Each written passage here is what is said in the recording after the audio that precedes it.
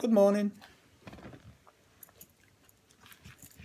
For me and my good buddy Harry. Not done this for a couple of days simply because I've been in work, so I've not had much chance. Harry's now decided I need to clean again. So he's going to clean my arms.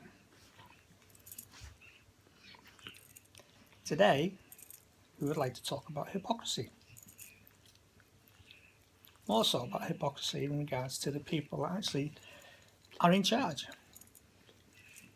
Don't we, mate? Now, I remember as a kid there was always a saying that says, do as I say, don't do as I do.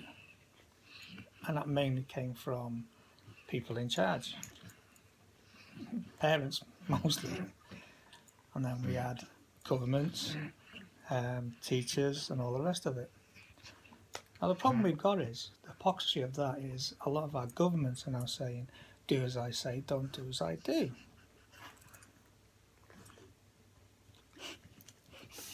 Thank you. Yeah. Good morning to you as well. Oh, you stink. You've got stinky breath. Which means we are expected to simply cow down to what they want us to do. Now, in the UK, we are in a situation that we have more children living in poverty than we've ever had before. We now actually have hundreds upon hundreds upon hundreds of food banks because people simply can't afford to feed themselves.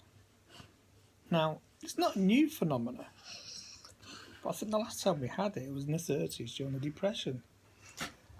Now, considering we're not in a depression and we are supposedly in a good time at the moment, why have we still got food banks? Now, what's happening is in this country is our government, namely Cameron, have decided that now they've got back into power, they've got free rein to do as they want.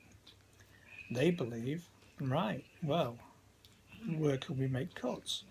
Now, you would think your first thing you would do, you would look at the big businesses such as Google, Amazon, Facebook, that are all evading taxes. Starbucks. And you would say, right, well, we need to get some money back. So let's look at these big companies and let's look at them. Do they look at the big companies? No. What they look about is the things called tax credits. Now, in the UK, tax credits are designed to help people stay in work on low incomes so they can support their families. So they want to cut tax credits. It was actually kicked out of the House of Commons the other week. Sorry, the House of Lords. They refused to allow it to go through. And it's about the only time I've ever agreed with the House of Lords have ever done.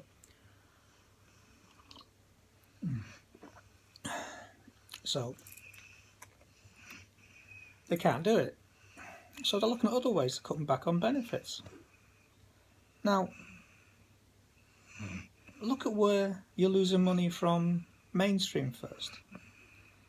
Look at these big companies that are not paying you the taxes that we're supposed to be paying. I pay my taxes. I have no choice in that matter.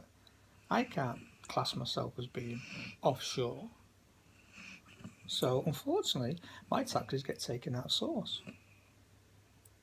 So, rather than me evading my taxes, I pay my taxes. And to be honest, to a point, I agree with them because I use the services that it gives me.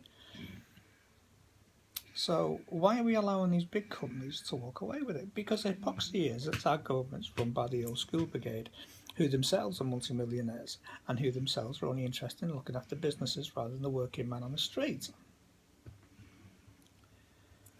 So to that end, the hypocrites.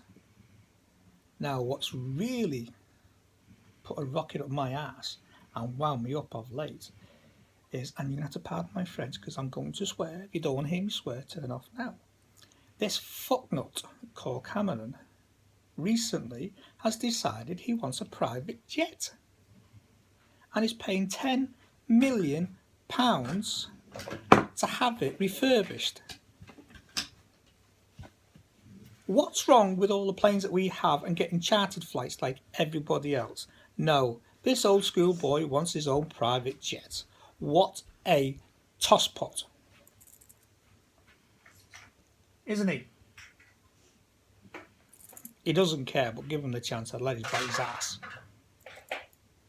You have no right to a private jet while you're making hard-working families on low income suffer so you can make cuts. So these cuts you're making are to pay for your private fucking jet. What a hypocritical dickhead. You, my son, need to get your head out from your very posh ass and go and see what reality is about. Knobhead. And that's a personal message to you, Mr. Cameron. You are the world's biggest two-faced knobhead. I really like Jeremy Corbyn at the moment because I'm pretty sure he won't be asking for a private jet. In fact, the guy goes by bike because he understands what the working man is about, or the working families are about. And he's opposed your tax credit cuts and everything else that goes with it.